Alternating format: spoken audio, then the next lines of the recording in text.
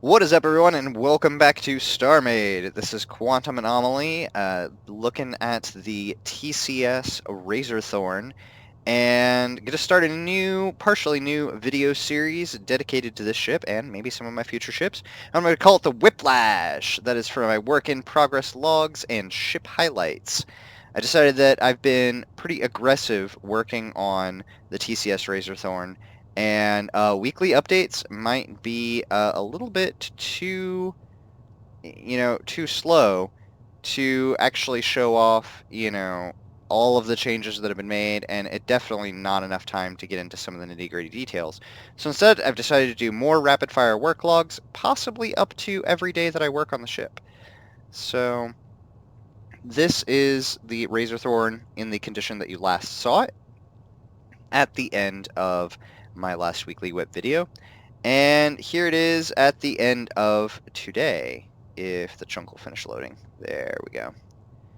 I just had a little bit of a server crash due to some admin loading issues. So you can see that the turret has been removed and put over onto the side for now, and that the wing over here is relatively back into position. The locks are currently in a disengaged state. I do have lock number 4 in there. I do not have the other side completed, although I have started digging up some in there. Now, since the locks are in a disengaged state, I'm actually going to run the full gambit here, hopefully. Let's see. I need to boop, boop, boop, boop. There we go. Okay. What the hey. We'll just go ahead and open the top door too. Alright, since there's no worry with collision right now. So, there they go. Those are bypassing the door at this point because the having it 3-rail speed a little bit faster. But yeah, so we now have 4 full pistons and a whole slew of these trifold locks. And, oh yeah, that's right, it actually won't engage properly until, let's see. So once the door disengages like that, then the main locks run back through, and they're actually running back through these center lines. So that area has been all fixed up. And once they clear that, then the main piece, which is now on a lifting bay. Yeah. Clears. It should get just, it's like 1 block of clearance in height. Is all that I get off of this. But there we go. Kerchunk. This game really needs kerchunk noises. Alright, I'm actually going to hop out of this here. Pop out of the camera and not clip. And let's go ahead and make ourselves a little ship. Maybe. Let's get the HUD up. Okay. Oh, do I really not have any ship cores on me? I've been in creative mode so much. Alright, well, that's fine. I'm just gonna float back. I don't feel like trying to give myself a ship core. I'm not that far out. So yeah, I'm making basically a template shell. As you can see, it was all super flush and everything. I do plan on, adding all kinds of creepily decorations and whatnot to it. But I figured the shell itself needed to be smooth, so that way I could decorate it as I saw fit for each independent part. Alright, so we're going to pop into here, and we are going to be really careful not to wiggle the mouse when we eject. We're going to stop movement and go straight up. Alright, up a little bit more here. Clear the latches. There we go, that's good. Alright. Actually, I'm just going to pop in a build mode in here, because that'll be easier to show everything off. Alright, so you can see here that this system has most of the roof, except for the latch decorations, in place. The start of the piston locks, where the pistons go through the center of the ship to keep it latched in place. Holes to do the latch covers, for when they are ready. The side system over here for the main side of the hull has one layer of, I don't know if I'm going to do pistons here or if I'm just going to kind of do some kind of decorative wall or cool looking, chamfer that slide on through. But we've got that started. I also have the start of some service walkways. So right here and right here, I can make some hallways or possibly some gravity corridors that are away from these areas but allow access. I may even put blast doors in them as well, actually where the locks are. That's not a terrible idea.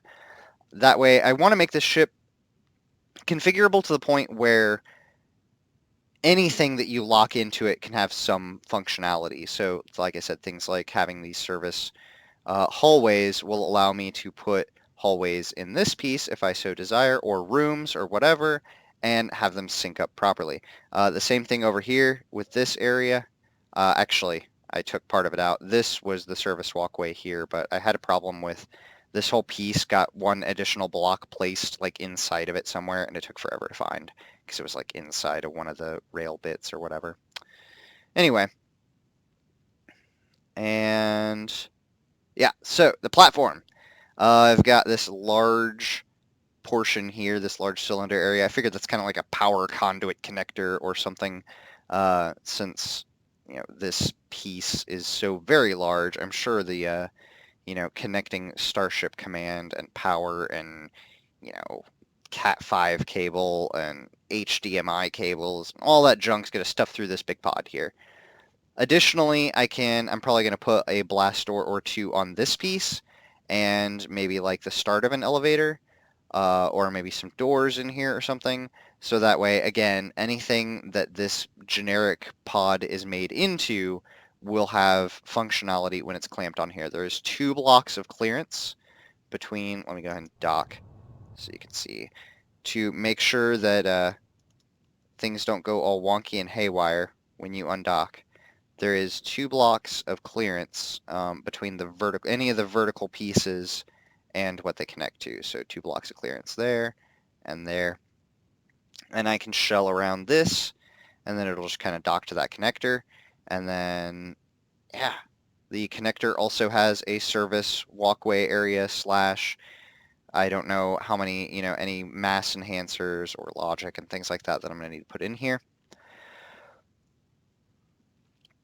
Excuse me, I thought I was going to cough. Didn't want to cough in everyone's ear. All right, so yeah, mass enhancers and logic or power or whatever that I need to stuff in here. I can stuff some in here, maybe even put a little walkway through it, and that is that.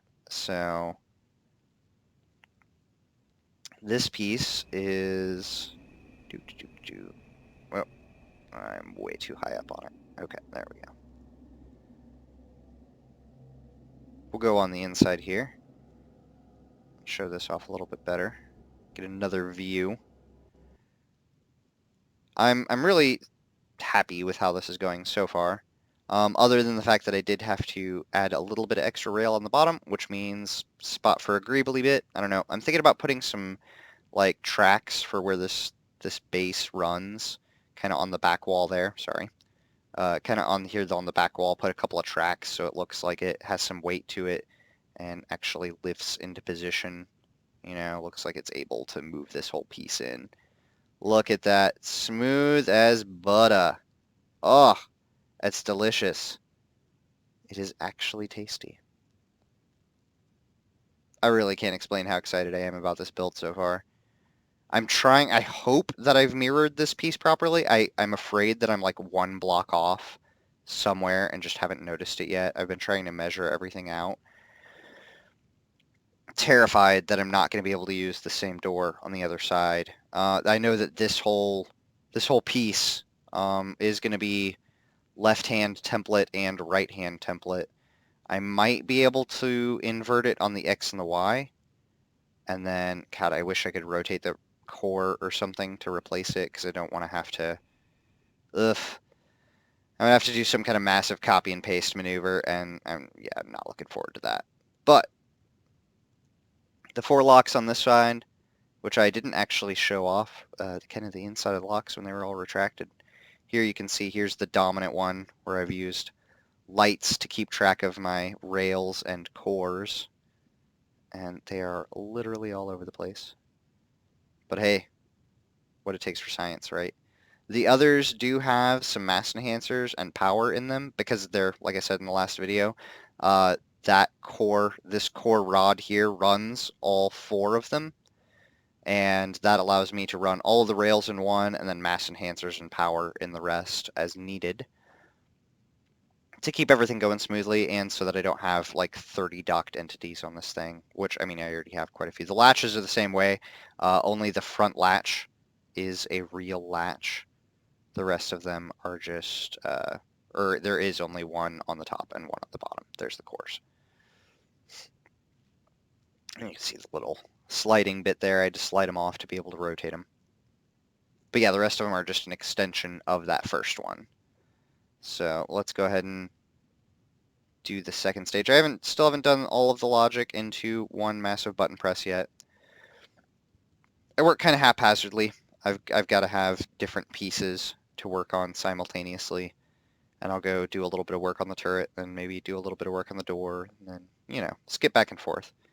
So all of these will come out, engage in here, have some kind of cool rotatey fizzy bit on the outside, maybe? I don't know. And then the door retraction, which those clamps come down really fast. I might slow them down. Haven't decided yet. This is all just for looks right now. Oh, so glorious. And that will lock into position. Ka-chunk! I know I already did the ka-chunk earlier, but it makes me really happy. So that is the door and all of the interior bits here. Now, of course, it does cut into my ability to make this into a super massive power supply area. But only a little bit. Because, A, this is still a ridiculous amount of room in this core arm piece. And B, that's just like the template. I have infinite amount of room down here that I can build off of. And some up here. Of course, the turret is going to take up a good chunk of space up here. But I can add, you know, cool wingy bits down here. I can add additional power. I could do some antennas. I do want to do some antennas sticking off the bottom, kind of in the central area. Like I said, this is not going to be a purely flat build. This whole center area I had planned on coming down at least another maybe 50 to 100 meters on the bottom with various antennas and sensor areas and whatnot. So that's all the work that I've gotten done for the most part today.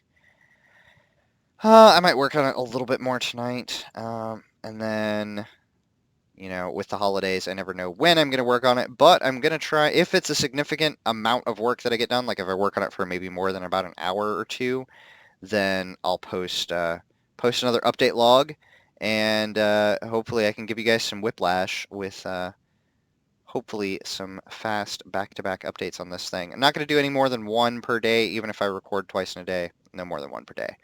Any more than that, that's too much. You need like pain medication for that stuff. So, anywho, I hope you guys are enjoying this one as much as I'm enjoying this one, because this is the most fun that I've had building something crazy in Starmade yet. So, once again, this is the Quantum Anomaly, and keep building.